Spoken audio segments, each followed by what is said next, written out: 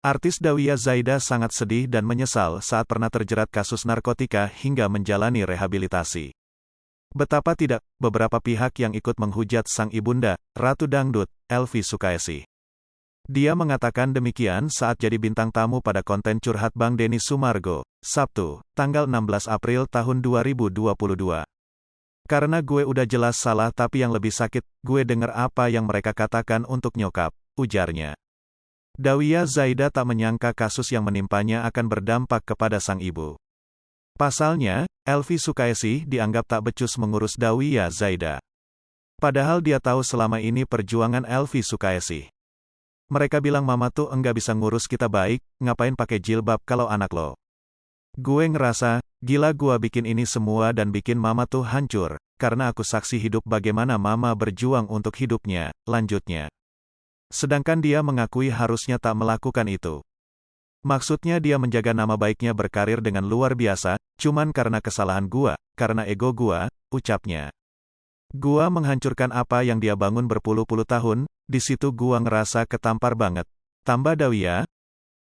Sebab dia tahu betul bagaimana sang ibu harus berjuang untuk menjaga nama baiknya. Gara-gara itu, Dawiyah Zaida semakin merasa terpukul.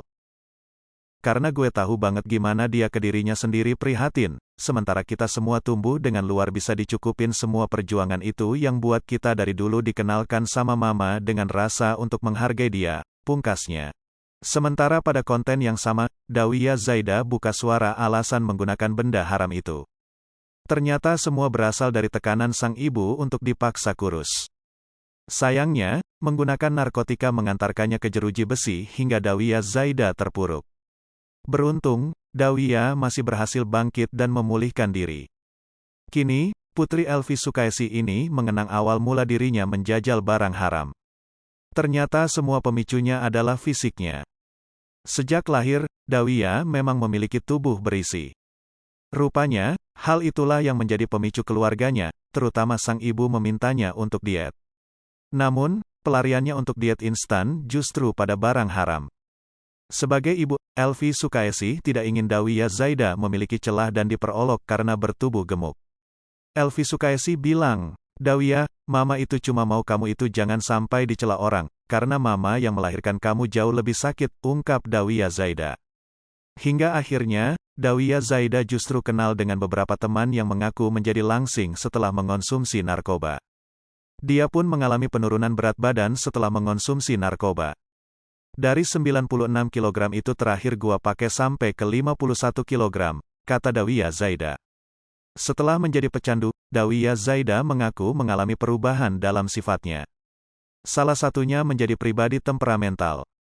Dia juga memilih menarik diri dari pergaulan dan pilih-pilih teman. Namun kini, Dawiyah Zaida telah sadar dan memberanikan diri untuk bangkit.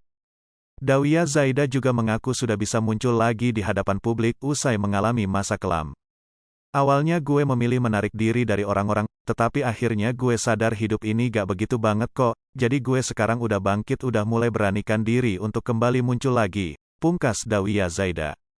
Hai pemirsa Sri Popo TV, jangan lupa komen, like, dan subscribe, serta tonton terus berita-berita terupdate lainnya ya.